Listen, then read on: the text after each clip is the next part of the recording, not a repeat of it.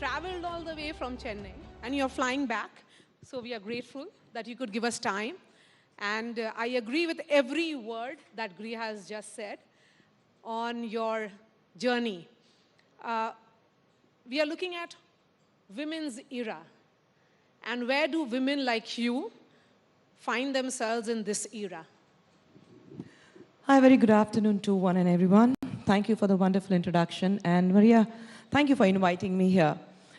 Where do I find myself in today's times? I think this is the best time for women to be in India. We have been progressing. We have been looking at women who can break the glass ceiling, women who have been given wings to fly, who have been given the encouragement to dream big. And we have been focusing a lot on women education and telling them that this is your time, so move ahead. There's nothing about a man or a woman. We're talking about gender equality. And most of the people agree to that it's important for women in today's times to follow her. That have to do with social media. Because do you think women are finding more voice because of multiple platforms that they can be on and perhaps be themselves? Yes, social platform does give them the opportunity and the platform to speak their mind, but I think social media also has a section which does not allow women to speak. They try to women, actually troll them and put them and say that this is where you belong to. You're not supposed to speak your mind. So you have a section of that when we see But you have put trollers in their place. Yes, we do. I mean, there are times where there are some people who understand the language they speak, and you need to speak to them in that language, because उनको दिखाना पड़ता है यार सिर्फ आप ही वो भाषा नहीं बोलते, हम सब वो भाषा बोलते हैं, but we choose not to speak that language because there's something called grace and there's something called upbringing that we all have. So we don't speak that language. Recently, you had spoken about being sexually abused by your father. Why did you choose to speak today? Of course, it's for any woman to decide when she wants to talk about these issues. What made Khushboo Sundar come up with that very, very personal story at this point? It wasn't about a point. I think it's been there with me. Like I said, it stopped when I started revolting against my father, age of 15. And I think all these years, I'm 52 today. So all these years, it has been in me. And trust me, anybody who's been through kind of a sexual abuse, it remains very heavy in you.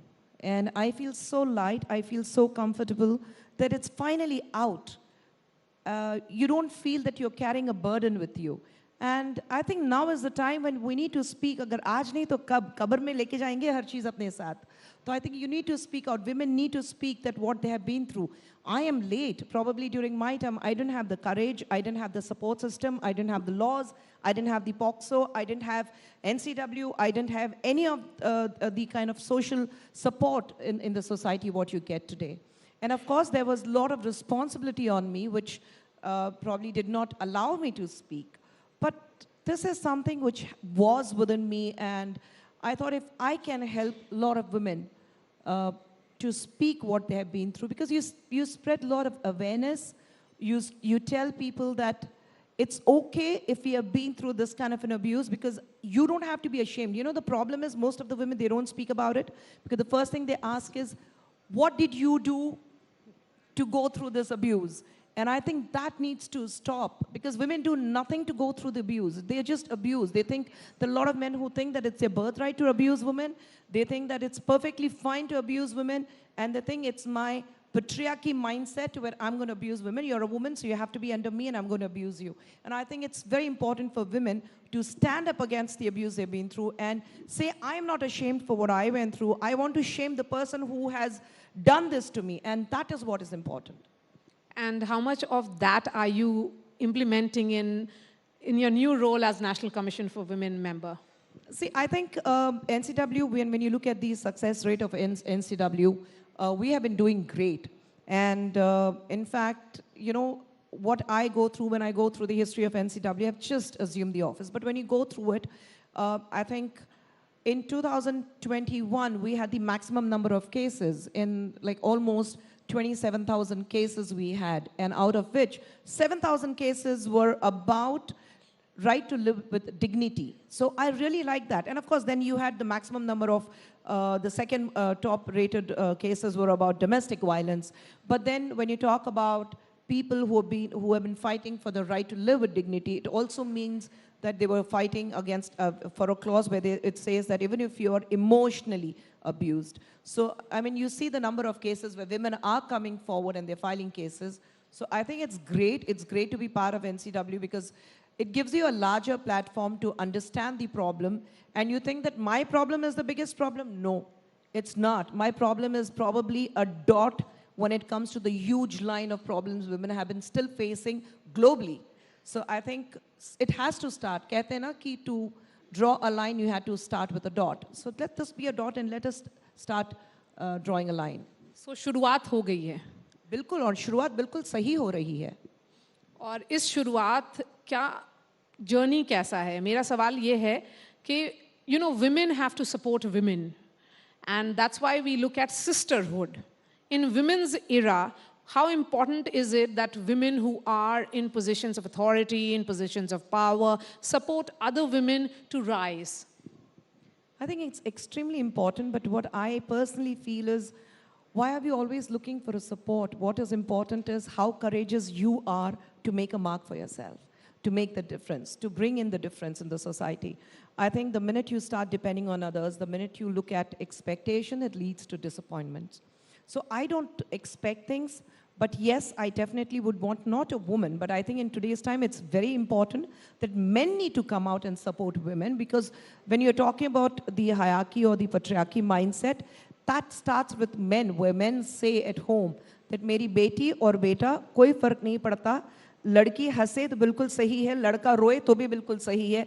Gone are the days where you say that अरे तुम लड़की हो, इतनी जोर से तुम हंस नहीं सकते हो, और लड़की जब लड़के रोते हैं तो कहते हैं कि क्या लड़कियों की तरह रो रहे हो. I think we need to get away from that mindset. But Khushboo, you know, because you endured in silence till the age of 15. At that time, were you looking for some support from within the family? No, because I didn't tell anyone about it. My family, my 3 brothers and my mom, they all were oblivious to what was happening to me, because I was literally petrified of speaking, because I had seen my dad physically abusing the domestic violence, what we talk about. I have seen my mom being through that domestic violence. My mom dignity being, really ripped apart, and I have seen that. So I was threatened that if I speak about this to anyone, then my mom and my brothers would bear the brunt. And I think that fear kept me, absolutely made me go silent about the abuse, what I went through.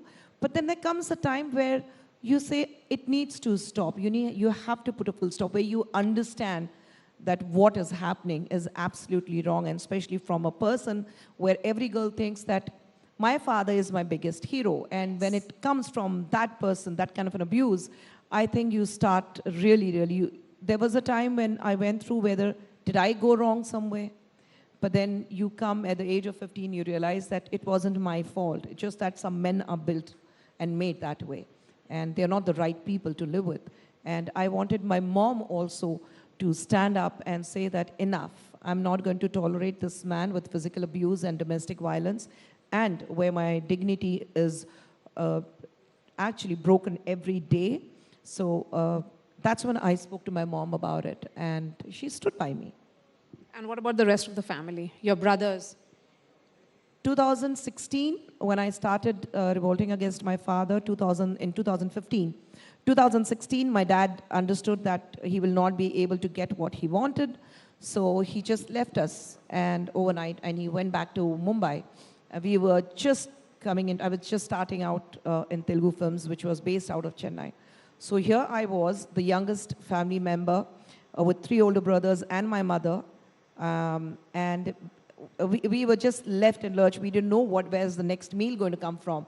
And since I was a minor, whatever the bank balance I had, my dad took it with him. And he challenged me. He said, "Ekdam tum wapas aogi apne घुटने पे रेंगते हुए, you'll come back to me and beg me for forgiveness and say that मुझे वापस ले लो. And I said, the day I think if that kind of a situation arises, I will make sure that I poison my mom and my brothers and I'll jump in front of a train, but I'll never come back to you. But then I think I had this resilience, I had this courage, I had my self-confidence. And you were a minor then? I was a minor. And I started working and I just immersed myself completely in my work. I didn't have time to think about anything else. And from 2016, I have never seen my father. And I think I heard that we lost him last year. So I said, good. I mean, Dharti Mata se ek boj ut chuka hai. Khushboo, you know, when you're telling me about this story, it's life. It's a life journey, life story. And it means a lot to talk about it. Do you often encourage your family members and other women that you meet? Because you have had a long and illustrious career as a politician, of course, as a producer, as an actor. Do you often encourage women to speak? I always do that. I have two beautiful girls, very young girls. My older one is going to be 23 this September, and the younger one is 20 plus. And I think it's very important that you keep speaking to your child. And my daughters are like, they are enough. Matlab kehte na ki bahar you are a big deal, and you know people are worried and scared of you. But I become a meek cat in front of my children because my girls are so vocal. And I think one person is enough. I'm glad whenever I'm out, I'm glad that they are not around because they're enough to shred me into pieces. And they're, I mean, I speak to them. And anything right from their school days, I've been in a habit of the minute they come back home, you speak to them, what happened in school. And it's not about teaching the girl child or any child for that matter about a good touch or bad touch. I think what you need to understand is you need to strike a conversation with them, gain their confidence, and say that whatever happens, come and speak to me. Yes. And my daughters are very, very open about it, very vocal about it. There are times when we have political differences, but they are open about it. And we love the fact conversation within us. Thank you so much for this conversation, Khushboo. And it's a pleasure that, and thank you for all the effort that you made to come and participate in Rising India. Please stay with us. Thank you so much, ma'am, for sharing your honest thoughts. And Maria, I'd request you also to please stay on stage, as now it's time for felicitation of the real heroes in the field of gender equality. So ladies and gentlemen, presenting the winner in this category.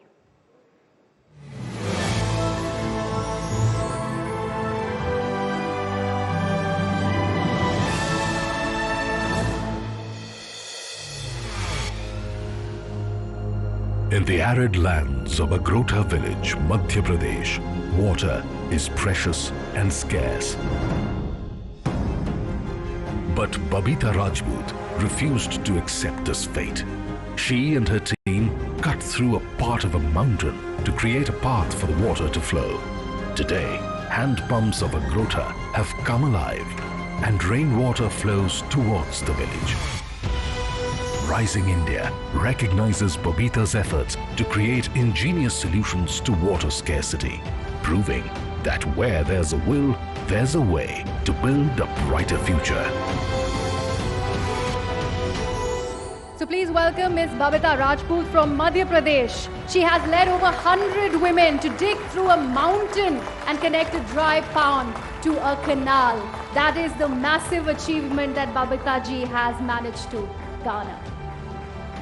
A huge round of applause, ladies and gentlemen.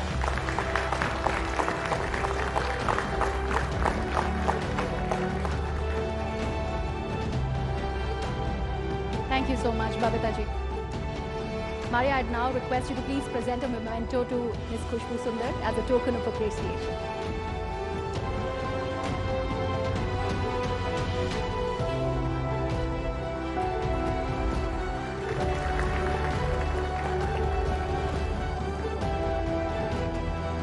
Thank you so much, ma'am. Thank you so much, Maria, for being here.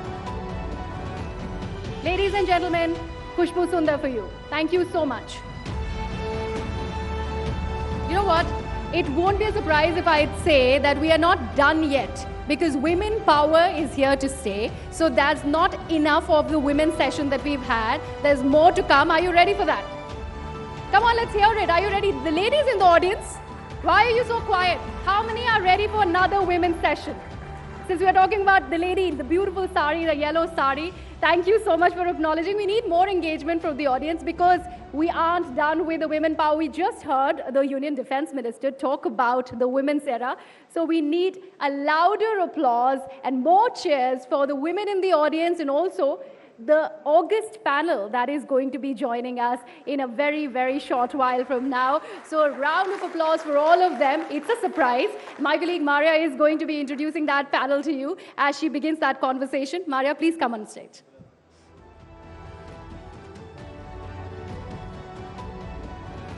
So we will be getting the panelists very, very shortly. Maria, should I hand it over to you?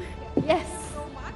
And ladies and gentlemen, let's welcome Rakul Preet, who's just entering and walking inside this hall. Thank you so much. Actor who has worked in multiple films, a self-made woman, and who wears multiple hats. Rakul Preet, welcome to Rising India, and thank you so much.